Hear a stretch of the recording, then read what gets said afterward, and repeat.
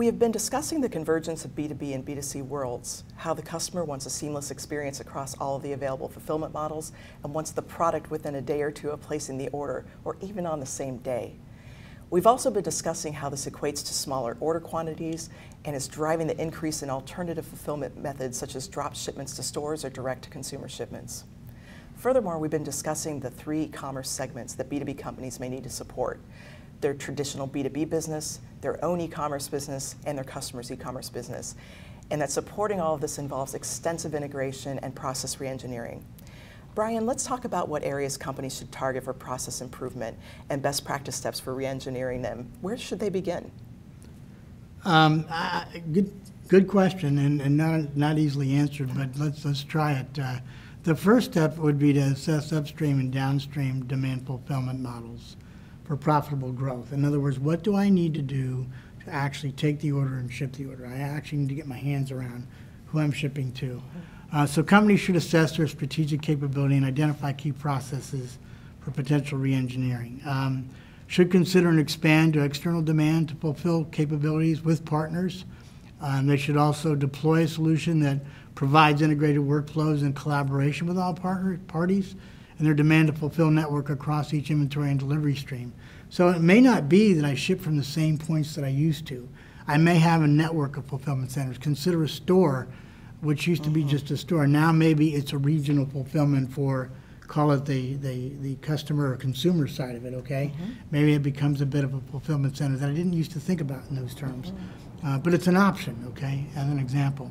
It should provide internal as well as outside orchestration, and here's a word for you: bidirectional interoperability. I want to get that out, okay?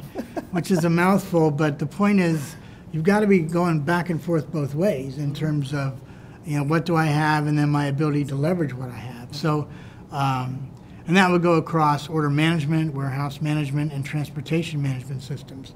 So I could have a constraint or factor in any one of those, and so when I'm committing on an order, I've got to know the status in every one of those locations from the inventory standpoint, fulfillment standpoint, and even the shipment standpoint. And then add to that the cost to know, am I making money doing it? So when I say interoperability, I've got to be able to look at all those components when I'm making that decision. So my term explains, so to speak. So. And then the question is, do I need additional solution capability? This could be something where I really don't have all the pieces in-house. And that could run into, you know, political battles. For example, if I've got an investment in an ERP system, do I wait, you know, to get that functionality, or do I add that functionality on top of back to the SaaS model? Maybe I've got to have some point solutions that are going to have to plug in and fill in here where I just don't have that ability and it isn't readily available. And again, it's going to depend on the specifics of an organization. Not trying to say I know in all cases where that's going to happen, but it's going to be at the fringes and the boundaries of where those systems and solutions collide, from order management, you know, to the planning to the execution. At those boundaries, the timeliness of those things and the speed with which those occur, and then the information flow could be maybe in my planning. I just don't have robust enough information where I've got all these variables outlined that I need to hand off. Or it could be at the my logistics provider. They just don't give me all the data I need about, you know, track and trace and, you know, location, timing, cost, etc. Fill in the blank, okay? So any one of those could be the failure point or the pain point. And so knowing where I've, you know, evaluating the flow, recognizing what I'm going to need is going to drive what do I need to go buy. If in fact I need to buy anything, okay? But recognize that could exist. It isn't just about the integration. I could actually have, I mean, I'm going to have to integrate it after the fact, but the key is I may not have the functionality available. Right. And I think, you know, that's certainly something we want to take a look at as well. The second step is to consider the demand side requirements up front. They should provide accurate views of inventory that spans stores, suppliers or partners, and near real time as possible. Even the retailers don't have a visibility to all their stores. They weren't geared for that. Most of their solutions in many cases were, you know, it's aisle 3, you know, shelf 2, but now they've got to literally know you can get that store number 2 on the other side of town. I can have it here later in the day, or you can pick it up today, or I can get it by tomorrow because it's in the next town over. So having that just visibility at the retail level, think what they're going through with this new customer. I mean, they're really, stretched in terms of what they've traditionally had to work with versus what they need now. Right. Then add to that, they got to go back to the distribution center. Do they have visibility to that when they make a commitment? Take those same requirements and recognize that as a B2B, B2C provider, okay, I have to sort of have that same view of inventory and capability to look across, all facets when I'm making those kinds of decisions. So it involves the design of a distributed order management system that can see all that, the planning and forecasting and fulfillment systems, WMS, warehouse management, TMS, transportation management. They've got to be incorporated into one seamless model so that as I'm making decisions, I've got access and visibility to all that when I'm making the call on that given order. And that's the key, is realizing that, it's not just one piece here. I can't just hit a button and, it's not an easy button where all of a sudden everything works, Right. okay? I may have to re-engineer every piece of what I do, depending on where I stopped, okay? And, as far as improvement. It could be that I'm not in bad shape and I just need to tighten it up. It could be I don't have major chunks. And so looking at that flow all the way through is sort of the thinking here when it comes to the front end. Companies also need visibility in inventory and shipment options across all levels, all stores. So I talked about the inventory, now let's talk about the shipment. How am I gonna, actually get that truck out the door, the shipment out the door? What are my options? I'm sort of interested in to see if Uber even becomes a distributor at some point, or a logistic provider, the last mile, whatever the case might be. Well, we do know that drones are in the mix, so there's no telling what might be next. So, do some stores turn into regional fulfillment points? I think I mentioned that earlier.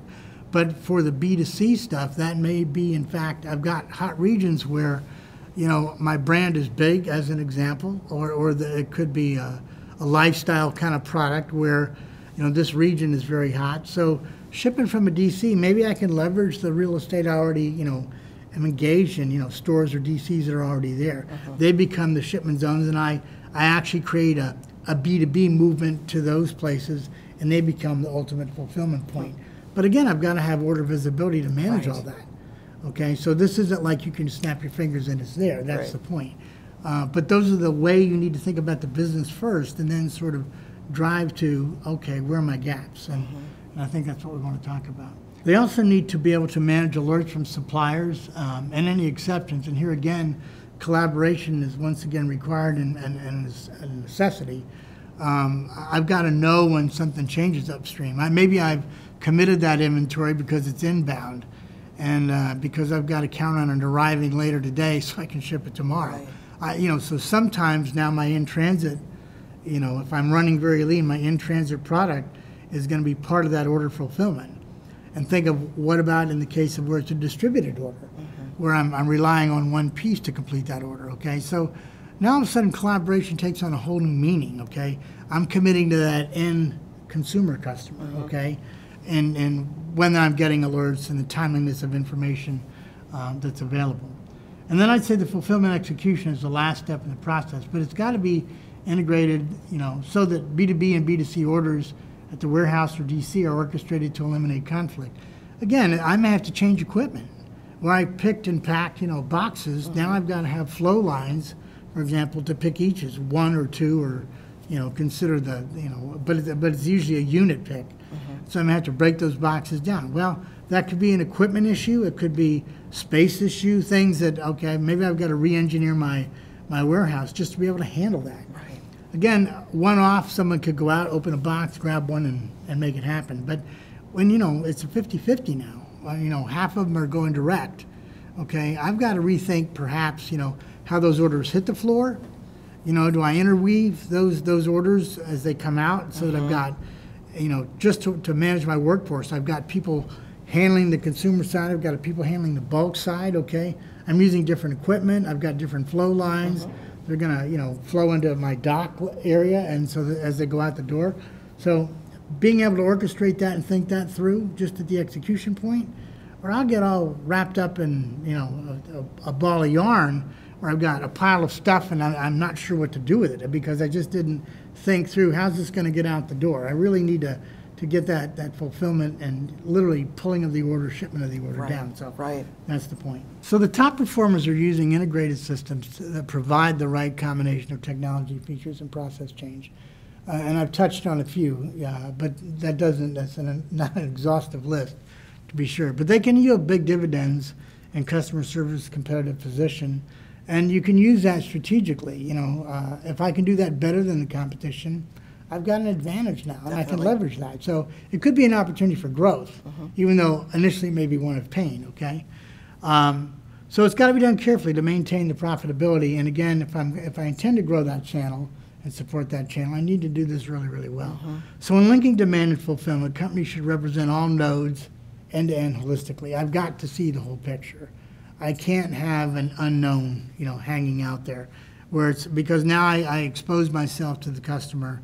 You know, no one wants to get on the phone and say, I don't know, okay? Right. That's not an acceptable answer when dealing with the consumer. So they should orchestrate order splits and merges and segmentation. They should also synchronize demand to fulfill activities with the goal of providing a unified, you know, customer experience back to what the consumer is used to, as you described. But all these pieces are subject to engineering. It's not just the technology, but it's also the process. But again, tying the pieces together are going to be about the integration and collaboration. And I think that's where you guys really are going to have a lot to do as I see it going forward. The last point I'd like to make is that companies should embark on a journey of continuous improvement. They should be measuring the results of these process changes and technology solutions to constantly improve. In other words, if I start to change, you know, as I said, make those changes, do I know, you know, how many orders I'm picking a day? Do I know how fast those orders are getting out the door? Do I know the time from when the order dropped to when it gets shipped? Do I know how long that it took for that order to actually flow through? How long did it take me to cost it? And literally pick up on, now I've got new metrics I've got to actually watch, so I understand what that consumer flow is. Different than the B2B flows, okay? Right. I've got those in place, all right? But picking up on these individual measurements I've got to support or know about just to manage that consumer. So the measurement is the first side. And then leveraging the management by exception and periodically reassess the results in terms of customer improvement. You know, try and set it up where I'm looking just at the exceptions. I'm not looking at everything to do anything. Again, when I do a one-off, I'm managing every piece of that, right? And I've got time to do that. If it becomes half of my shipments are going out the door as a single unit, I don't have time to touch everyone. I've got to set these things up with my yardsticks and then look at the alerts. So I'm picking up, okay, I've got a breakdown over here. This is taking me longer. Why is that? And so it's almost implementing without sort of having two systems. I've got to integrate all these extra processes within my baseline operation. Or I almost have to set up another company, which I don't think most companies are going to do, right? Right. But so the point is realize I've got to do all these things to manage that different segment that I'm now going to have to address. So they should also look at other operational metrics such as forecast accuracy, cycle time, time to decision, and problem resolution. Again, some things they haven't maybe traditionally done. The continuous improvement applies to technologies as well. There may be opportunities to improve the design of the order management system. We talked about maybe I don't have enough buckets to track all the statuses or the stages of the order, as an example. And then as well as the planning and forecasting systems. As we find in working with our customers, there's also many opportunities to improve other systems, processes, and training. It never ends and it's ongoing, and I'd say after we get this down, I think we're probably going to have drone management, you know, when it's all said and done. Right. Think about the logistics of handling that. Oh my gosh, you know. right, absolutely. So having a control center, an integrated set of platforms and technology really is going to be key to addressing convergence today. It really allows for a customer-connected single version of the truth and enables a seamlessly connected and unified customer experience that really customers, both B2B and B2C, are looking for. So the reality is, though, and from all of your research and everything we've discussed, is that most companies just really haven't taken these steps yet, and they're not operationally ready for this. And it's critical that companies assess where they are today and take action in areas that really help to progress them in the right direction. We are going to explore this in more detail at our next segment.